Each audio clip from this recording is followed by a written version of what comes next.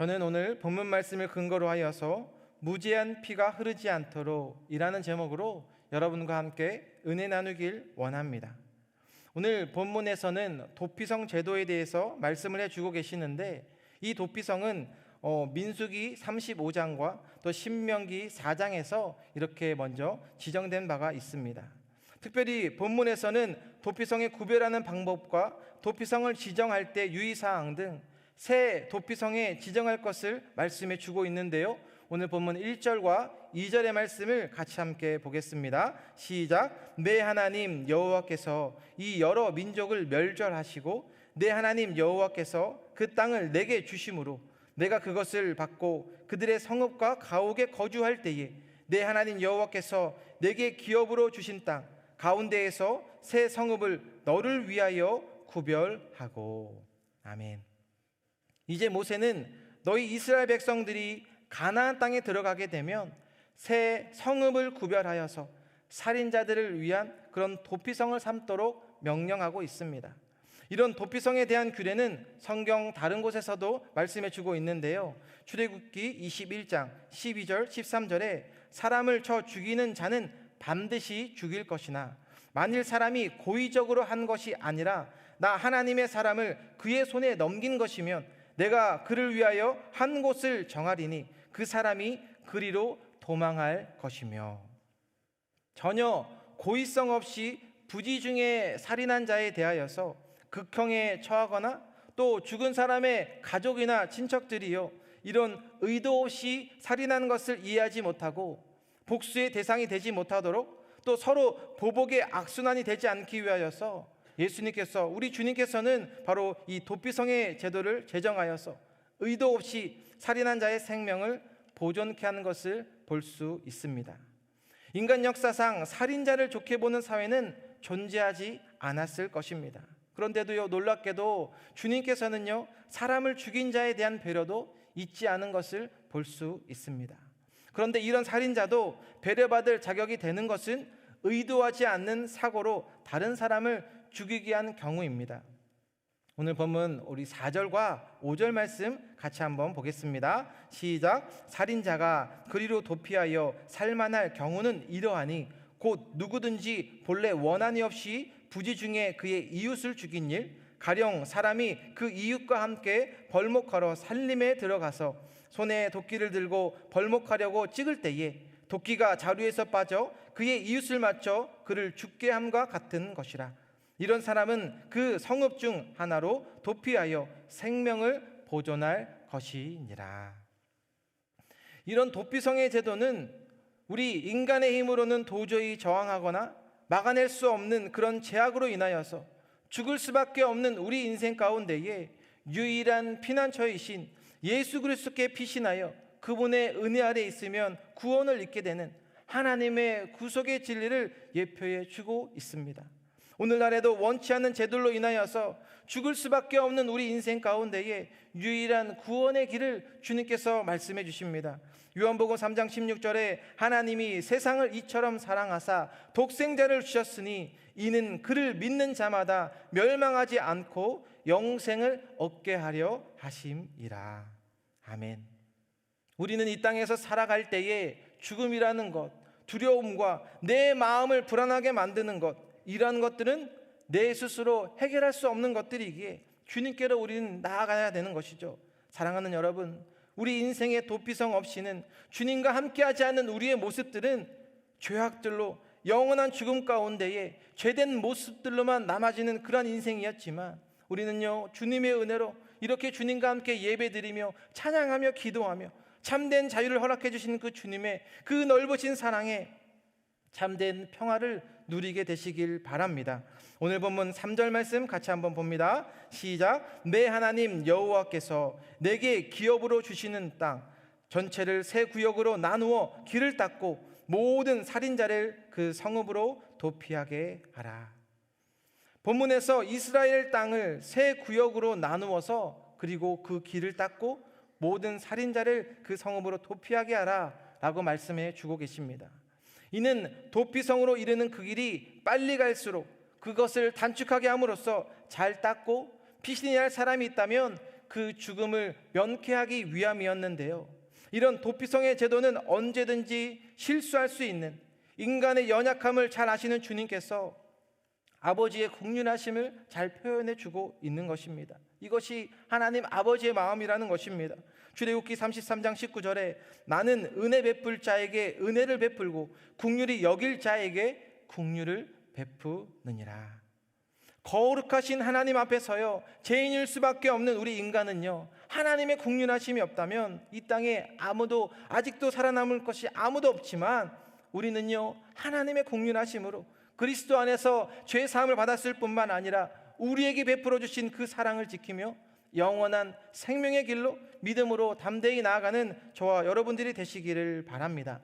예전에 스펄전 목사님에게 한 청년이 찾아와서 목사님에게 청년이 질문한 것이 있었습니다. 그 청년이 이렇게 목사님에게 질문합니다. 목사님, 저는 교회를 다니면서 사람들의 한심한 모습 때문에 많은 상처를 받았습니다. 어디 좋은 교회가 없습니까? 서로를 위해주고 사랑도 많은 완벽한 교회는 없습니까? 라고 스펄전 목사님에게 청년이 물어보게 된 것입니다. 그러자 스펄전 목사님의 대답은 사실 나도 아직 그렇게 완벽한 교회를 만나보지 못했다네. 그대가 찾거든 나에게 알려주게.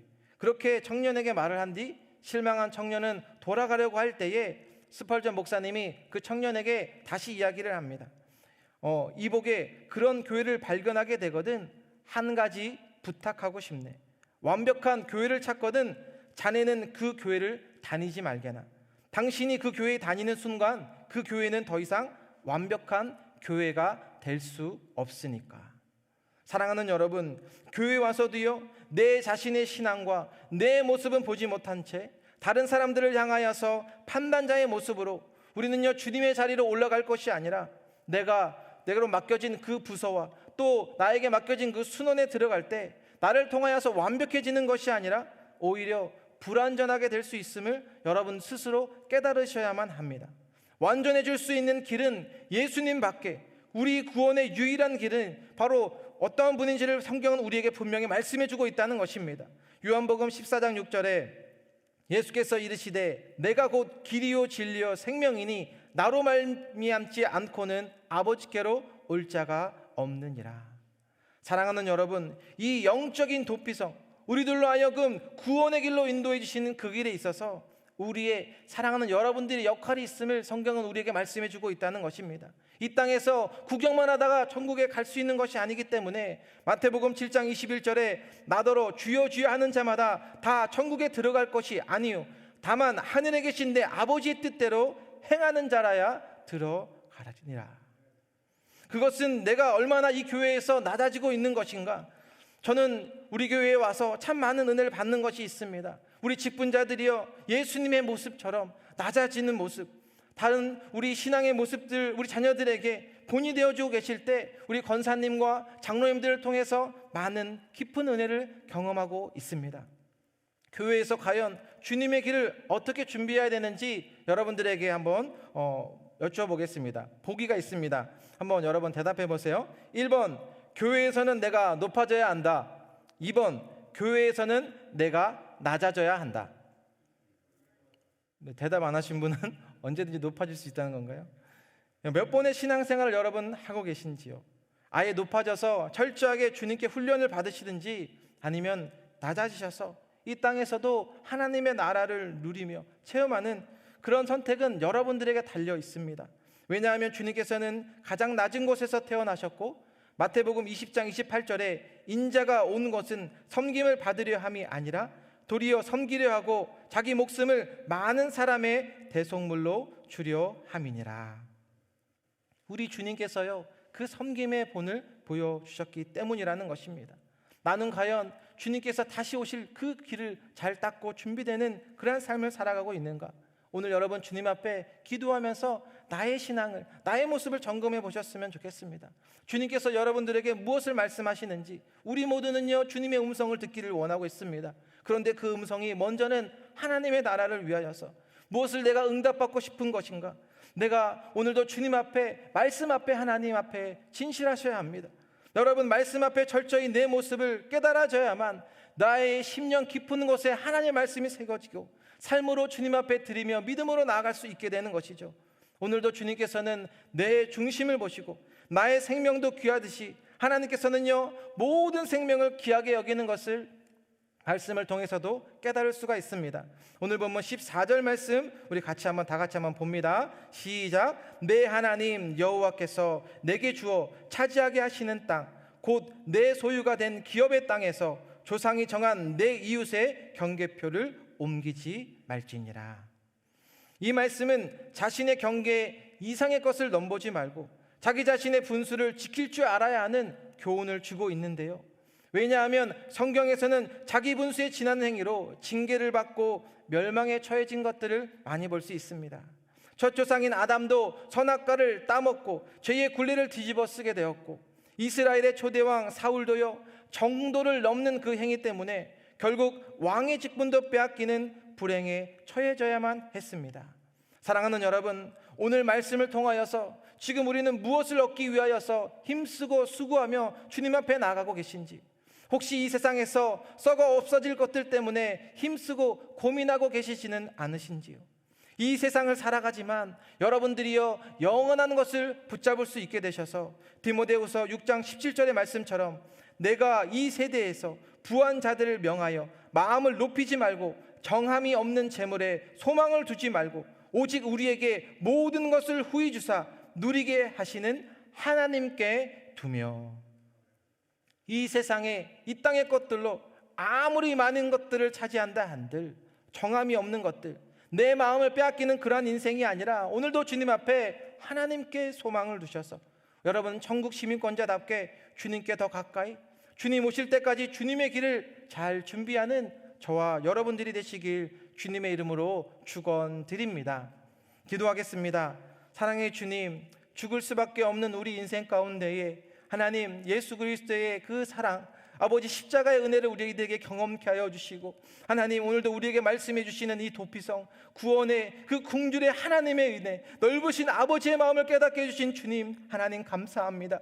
아버지께서 다시 오실 그 길을 준비할 수 있는 우리 인생 되게 하여 주시고, 하나님 오늘도 말씀 앞에 진실할 더욱더 하나님 앞에 겸손히 아버지 낮은 자의 자세로 나아갈 수 있는 우리의 삶으로 드려질 수 있도록 주여 인도하여 주시옵소서. 늘 주님께서 우리의 사역을 기쁨으로 드리게 하여 주시고, 이 땅에서 오직 하나님의 나라를 위하여 아버지 것을 위하여 드려지는 저희의 삶이 되게 하여 주옵소서. 감사드리며 예수님의 이름으로 기도드립니다. 하늘의